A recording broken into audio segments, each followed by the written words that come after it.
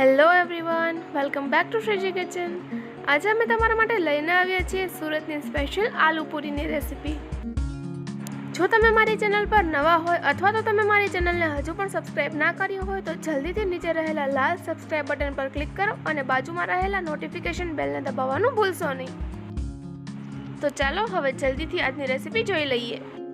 આલુ પૂરી માટેનો મસાલો બનાવવા આપણે અહીં લીધા છે બટેટા અને થોડા વટાણા.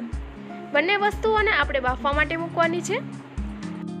બંને વસ્તુને કુકરમાં એડ કરી અને તેમાં લગભગ 1 ગ્લાસ જેટલું પાણી એડ કરીશું. કુકરને ગેસ પર ચડાવી દઈશું અને હાઈ ફ્લેમ પર 4 સીટી થવા દઈશું. ત્યાં સુધીમાં આપણે આલુ પૂરી બનાવવા માટેની તૈયારી કરી લઈએ. અહીં અમે 2 કપ મેંદો લીધેલો છે. તેની અંદર આપણે સ્વાદ અનુસાર મીઠું એડ કરીશું અને લોટ બાંધવા માટે પાણી એડ કરીશું. આપણે અહીં થોડો કઠણ લોટ બાંધવાનો રહેશે.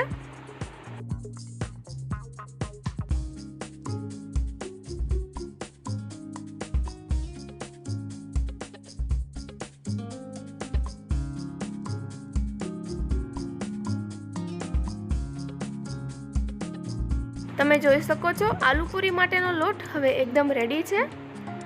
લોટમાં થોડું તેલ નાખી લઈશું અને લોટને 10 મિનિટ માટે રેસ્ટ થવા મૂકી દઈશું. તો ચાલો ત્યાં સુધીમાં આલુ પૂરીનો મસાલો બનાવવા માટેની તૈયારી કરી લઈએ. અહીં આપણે એક પેનમાં 1 ટેબલસ્પૂન તેલ ગરમ થવા મૂકેલું છે. તેલ ગરમ થાય ત્યારબાદ આપણે તેમાં એડ કરીશું લસણની ચટણી. તમે તેની બદલે સાદા લસણની પેસ્ટ પણ યુઝ કરી શકો છો. ત્યારબાદ એડ કરીશું હાફ ટીસ્પૂન આદુની પેસ્ટ, 1 ટેબલસ્પૂન મરચાંની પેસ્ટ.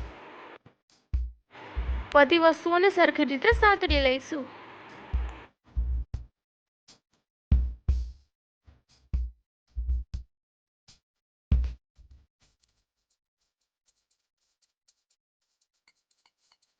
ત્યારબાદ એડ કરીશું બાફેલા લીલા વટાણા, બાફેલા બટાટાના ટુકડા,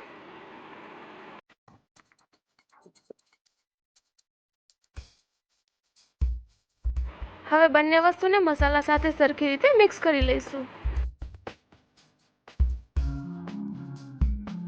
ત્યારબાદ એડ કરીશું હાફ ટીસ્પૂન હળદર, સ્વાદ અનુસાર મીઠું, 1 ટેબલસ્પૂન લીંબુનો રસ અને બધી વસ્તુને સરખી રીતે મિક્સ કરી લઈશું.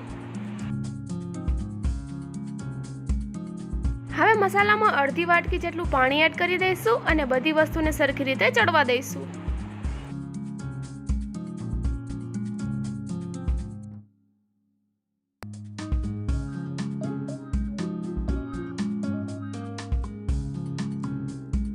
બસ, તો હવે આપણો મસાલો એકદમ રેડી છે.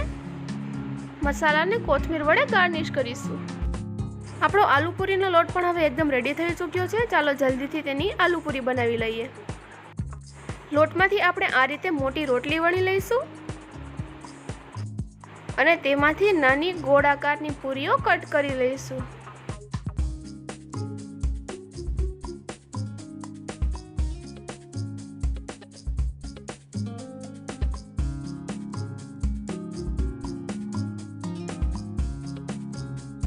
પૂરીમાં ચાકુ વડે આ રીતના કાણા પાડી લેવાના છે જેથી કરીને પૂરી ફૂલાય નહીં.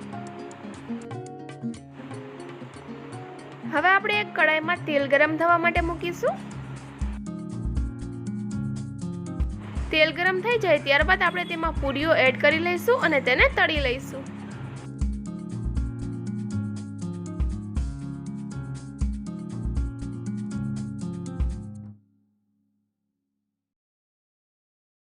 પૂરીઓ લાઇટ ગોલ્ડન કલરની થાય ત્યાં સુધી તેને તળવાની છે. તમે જોઈ શકો છો પૂરીઓ હવે એકદમ રેડી છે.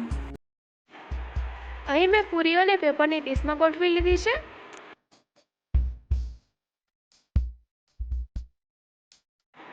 પૂરી પર રેડી કરેલો આલુનો મસાલો એડ કરીશું.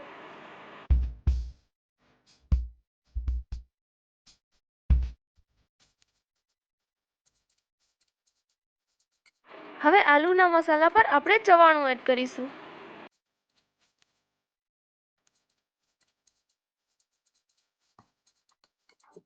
અહીં મેં કોકમની ચટણી બનાવીને રાખેલી હતી. તો મસાલા પર હવે કોકમની ચટણી એડ કરીશું.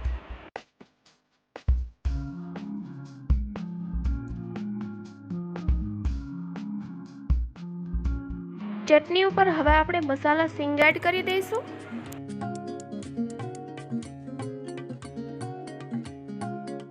એન્ડ ફાઇનલી પૂરીને સેવ વડે ગાર્નિશ કરી લઈશું.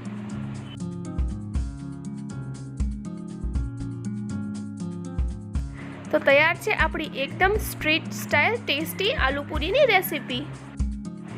લાગીને એકદમ ઇઝી રેસીપી, તો આને જરૂરથી ઘરે બનાવીને ટ્રાય કરજો. અને હા, મારા આ વિડીયોને લાઈક કરવાનું ભૂલશો નહીં.